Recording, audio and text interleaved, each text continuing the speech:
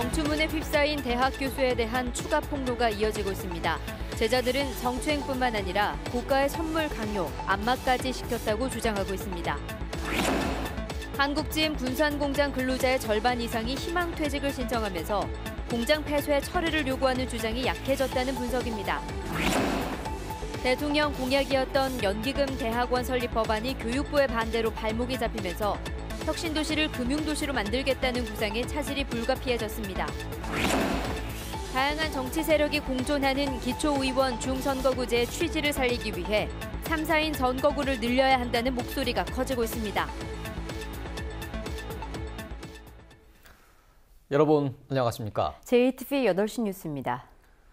지난주 전주방송이 한 대학 교수의 성폭력 의혹을 보도하자 이 교수가 극단적인 선택을 시도하며 억울함을 호소했습니다. 그러나 제자들의 추가 폭로가 이어지면서 해당 교수와 관련된 미투 고백은 4명으로 늘었습니다. 오정현 기자의 단독 보도입니다.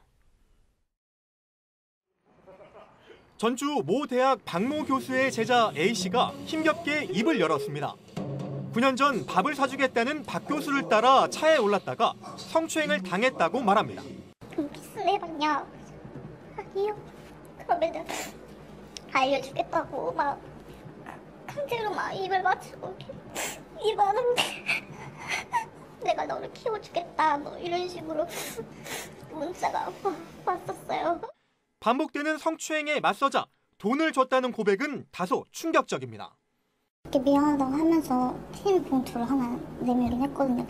5만 원. 또 다른 제자 역시 박 교수가 성추행을 하고 돈을 줬다고 폭로합니다. 허벅지도 양말 해라. 목에다 막 뽀뽀를 하시고 계속 자기 입술에다 뽀뽀를 하고 가라 하고 갈 때까지 그때마다 한 5만 원이나 3만 원씩 계속 돈을 주셨어요. 내가 너한테 돈 줬으니까 이 정도는 해도 되지? 라는 약간 이런 생각도 들게 되고. 박 교수를 피하기 위해 B씨는 휴학계를 내고 학교에 나가지 않고 있습니다. 박 교수의 성폭력 의혹을 폭로한 사람은 모두 4명으로 늘었습니다. 성추행을 당했다는 미투 고백이 잇따르자 박 교수는 지난 2일 극단적인 선택을 했습니다.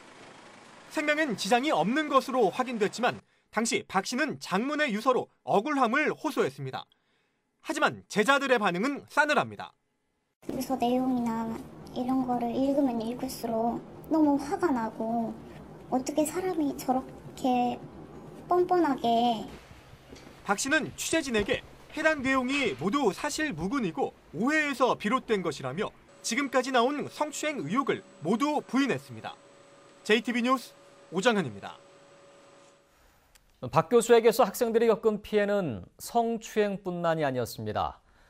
졸업반 학생들에게 고가의 선물을 강요하고 안마까지 시켰다는 증언이 나왔습니다. 박 교수는 선물을 강요한 적이 없고 모두 자발적으로 이뤄진 일이라고 반박했습니다. 계속해서 하원호 기자가 보도합니다. 취재진을 만난 박모 교수의 제자들은 해마다 졸업반 학생들이 박 교수에게 고가의 선물을 해야 했다고 털어놨습니다.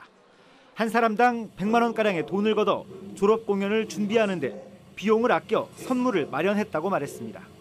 전신 안마기도 있었고 로봇 청소기도 있었고 카메라, 아이패드, 거의 주로 전자기기 제품들이나. 박 교수가 특정 제품을 직접 요구하거나 SNS 등에 어떤 제품이 끌린다는 식으로 글을 올리면 학생들이 알아서 선물을 마련했고 돈이 부족할 때는 미리 양해를 구했다고 말했습니다. 금액이 너무 이렇게 비싸거나 비싼 걸 요구하게 되면은 부탁을 드리죠. 선생님 이건 조금 너무 비싼 것 같아요. 조금 다른 거를 해주시면 안 될까요? 이런 부탁을 드리면은 아니, 그럼 이 가격에 여기 맞춰준다고 이런 식으로 할인을 받는. 박 교수의 갑질은 이뿐만이 아니었습니다. 1, 2학년 학생들이 조를 짜서 박 교수의 연구실을 청소했고 대신 운전을 시키거나 세차도 해오도록 했습니다. 심지어 수업 중인 남학생을 불러 마사지를 하게 하거나 여학생에게도 안마를 시켰다는 증언도 나왔습니다. 직장 이런 데 있으면 자기 혼자 쉴 때 남자 후배들 불러서 발 마사지도 시키고 안마도 시키고 그랬었어요. 여학생들한테 시켰나요? 여학생들도 네. 안마? 네. 박 교수는 가르침에 대한 보답으로 생각해 학생들이 준 선물을 받은 적은 있지만 안마 의자는 거절했고 결코 선물을 지정하거나 강요한 적이 없다고 해명했습니다. 또 일부 남학생들이 자발적으로 안마를 해주면 용돈을 줬고 여학생 혼자 자신을 안마한 적은 없다고 주장했습니다. JTB 뉴스 하원호입니다. 한국GM 군산공장에서 전체 근로자의 절반 이상이 희망퇴직을 신청했습니다. 근로자 대부분이 떠날 예정이기 때문에 군산공장 폐쇄 철회 주장 동력이 약해졌다는 분석이 나오고 있습니다. 보도에 송창균 기자입니다. 한국GM 군산공장에서 일하고 있는 근로자는 2천여 명입니다. 지난주 희망퇴직을 마감한 결과 이 가운데 1,000여 명이 신청했습니다. 앞서 회사 측은 비정규직 200여 명에게 계약 해지를 통보한 상황. 이제 공장에 남게 될 인원은 800여 명에 불과합니다. 남은 근로자의 운명도 불투명합니다. 회사에서 희망퇴직 인원이 적다고 보면 정리해고 절차에 들어갈 수 있습니다. 군산공장의 남은 인력을 부평과 창원 공장으로 재배치한다는 얘기도 나옵니다. 앞으로 상황이 어떻게 전개되든 군산공장의 근로자 대부분이 떠나기 때문에 전북의 군산공장 폐쇄 철회 주장 동력은 약화될 수밖에 없습니다. 하지만 노조는 개의치 않고 사측의 군산공장 정상화를 촉구한다는 계획입니다. 매각을 하더라도 500명으로 시작해도 불가능한 건 아니니까. 아니 공장 재가동을 하더라도. 전라북도 또한 군산공장 폐쇄는 있을 수 없다는 입장입니다. 이번 주에도 정부와 정치권을 상대로 군산공장 정상화를 촉구할 계획입니다. 그 희망퇴직과는 별개로 군산 경기에 미치는 영향 여전히 중요하다고 생각되고 저는 여전히 군산공장의 정상화는 최우선적으로 검토돼야 되고 그렇게 돼야 된다고 생각합니다. 이번 주 GM의 베리앵글 총괄 부사장이 다시 우리나라를 방문해 정부 관계자들과 면담할 예정입니다.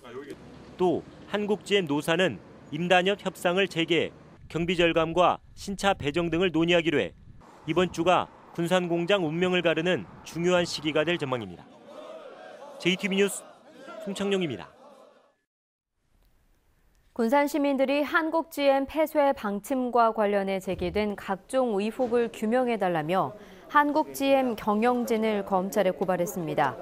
고발인들은 한국GM의 고리체 부담과 신차 개발비 이전 부담, 차량 부품 고가 매입 등 제기된 의혹은 업무상 배임죄와 세법 위반 등에 해당한다며 한국GM 경영진에 대한 검찰의 철저한 수사를 촉구했습니다. 지난달 26일부터 사회 관계망 서비스를 통해 한국GM 경영진 고발에 참여한 시민은 300명에 이릅니다. 전주에 연기금 전문대학원을 만드는 것은 문재인 대통령의 대선 공약입니다. 그런데 교육부가 신설을 반대하고 나섰고 국회에서 신설법안 처리가 무산되는 결정적인 이유가 되면서 파장이 일고 있습니다. 권대성 기자가 보도합니다. 문재인 대통령은 민주당 대선 경선 후보였던 지난해 3월 전주를 찾아 전북 공약을 발표했습니다. 이 자리에서 국민연금 기금운용본부가 옮겨온 혁신도시를 제3의 금융 중심지로 만들겠다면서 연기금 전문대학원 설립을 약속했습니다. 혁신도시를 중심으로 연기금과 연계한 산업, 전북의 자산인 농생명산업에 투자할 수 있는 금융산업을 육성하는 것입니다. 연기금 전문대학원 설립도 힘이 될 것입니다. 대선이 끝나고 국회에는 연기금 전문대학원 신설 법안이 제출돼 지난달 28일 국회 법사위에 상정됐습니다. 그런데 교육부가 일반 대학에서 교육이 가능하다는 이유 등을 들어 느닷없이 신설 반대 의견을 법사위에 냈습니다. 이 법안의 내용에 대하여 반대한다는 입장을 표명하고 있습니다. 교육부의 공개적인 반대 연기금 전문대학원 신설 법안은 법사위에서 급 제동이 걸렸고 2월 임시국회 처리는 무산되고 말았습니다. 대통령 공약 사업을 추진해야 할 정부 부처가 오히려 발목을 잡은 셈입니다. 자유한국당의 무책임한 발목 잡기보다도 더 심한 문제다 이렇게 생각을 합니다. 한편으로 정부 여당의 무책임, 무능, 통과 의지가 부족했다고 하는 것들에 대해서 책임을 져야 된다. 보건복지부는 연기금 전문대학원 신설 준비를 위해 이미 2억 원의 예산을 확보해놨습니다. 교육부의 신설 반대에 연기금 전문대학원 신설은 물론 기금본부와 더불어 혁신도시를 금융도시로 만들겠다는 구상은 상당한 차질을 피하기 힘들게 됐습니다. JTB 뉴스 권대성입니다. 도내 대부분의 시군의회를 특정 정당이 사실상 독차지하면서 각종 부작용이 끊이지 않았습니다. 한 선거구에서 2명을 뽑는 2인 선거구가 많아서 빚어진 일인데요. 다양한 정치 세력이 공존하는 기초의원 중선거구제의 취지를 살리기 위해 3, 4인 선거구를 늘려야 한다는 목소리가 커지고 있습니다. 이승환 기자의 보도입니다. 시의원 예비후보 등록은 이미 시작됐지만 정작 선거구는 아직도 결정되지 않은 상황. 전라북도 선거구 획정위원회는 197석의 기초의원을 시군별로 배분한 뒤 도의원 선거구에 맞춰 획정할 예정입니다. 이번 선거구 개편안의 중점은 도의원 수가 증가한 전주시, 그다음에 인구 편차 때문에 조정이 불가피한 군산시 지역을 중점적으로 검토할 예정입니다. 가장 쟁점인 전주시의원 선거구의 경우 4년 전 지방선거 때는 획정위가 2인 선거구 1곳, 3인 선거구 4곳, 4인 선거구 4곳으로 안을 올렸지만 도의회가 4인 선거구를 모두 쪼개 2인 선거구 2개씩으로 바꿨습니다. 결국 2인 선거구 대부분을 민주당이 차지해 시의회 전체를 특정 당이 독식하는 상황으로 이어졌습니다. 정치개혁 전북 공동행동은 이 때문에 전주는 물론 정읍, 김제 등의 기초의원 선거구도 상위 도의원 선거구를 기준으로 3, 4인 선거구를 적용해야 한다는 의견을 획정위에 제출했습니다. 정치 신인이나 다양한 정치 세력들이 지방의회에 진출함으로써 우리 지역 정치의 발전을 꾀할 수 있다는 점에서 3, 4인 선거구 확대는 매우 중요한 목표입니다. 현재로서는 전주시의회 30석을 기준으로 3인 선거구는 현행보다 2곳 더 늘어 6곳이 되고 4인 선거구도 1곳 생길 것으로 기대되는 상황. 전북 선거구 획정위가 획정안을 올리면 도의회가 앞으로 2주 안에는 조례로 확정할 예정이어서 다양한 정치 세력이 공존할 수 있는 3, 4인 선거구의 확대 여부가 주목됩니다. JTB 뉴스 이승환입니다. 서남대 폐교의 후속 대책으로 지방자치단체가 공공의과대학을 설립할 수 있도록 하는 공공보건의료법 개정안이 발의됐습니다. 국회 이용호 의원이 대표 발의한 법안은 지자체가 공공의과대학을 설립할 수 있고 지자체에서 학비를 지원받은 학생은 졸업 후 9년 동안 공공보건의료기관 등에서 종사하도록 하는 내용을 담고 있습니다. 이용호 의원은 법안이 통과되면 의료 취약지에 대한 지원이 대폭 개선되고 지역은 서남대를 되살리는 것 이상의 의미와 효과를 거둘 것이라고 말했습니다. 전북문화관광재단이 발주한 학술 용역 보고서가 인터넷 내용을 무더기로 도용했다는 의혹이 제기됐습니다. 전라북도 의회 한희경 의원은 문화관광재단이 2016년 원대 산학협력단의 수의계약으로 발주한 전라북도 문화자원 이야기 소재 발굴 용역 보고서를 확인한 결과 426쪽 분량의 보고서 대부분이 인터넷을 그대로 도용했다고 지적했습니다. 한 의원은 연구진의 도덕적 해이가 심각하다며 해당 단체를 수의계약 대상에서 제외하고 학술 용역 보고서에 철저한 검수 시스템을 마련해야 한다고 강조했습니다. 평창 동계올림픽 여자 쇼트트랙 3000m 계주에서 금메달을 딴 김아랑 선수에 대한 환영 행사가 오늘 전주 제1고등학교에서 열렸습니다.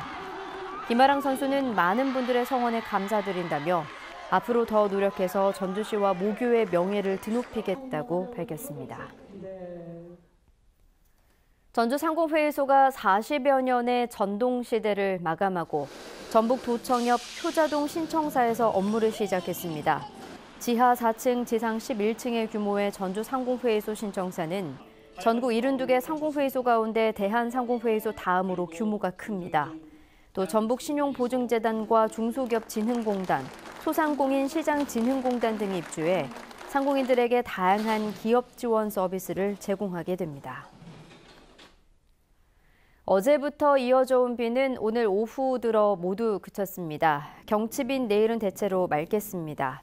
비로 인해 기온이 떨어지면서 아침에는 반짝 영하권 추위가 찾아오겠습니다. 아침 최저 기온은 영하 4도에서 영상 1도로 오늘보다 9도가량 낮겠습니다. 한낮에는 기온이 10도 이상 오르면서 영상 11도에서 14도의 분포로 포근하겠습니다. 당분간 예년 수준을 웃도는 포근한 봄 날씨가 이어지겠고 목요일에는 또 한 차례 비가 올 것으로 보입니다.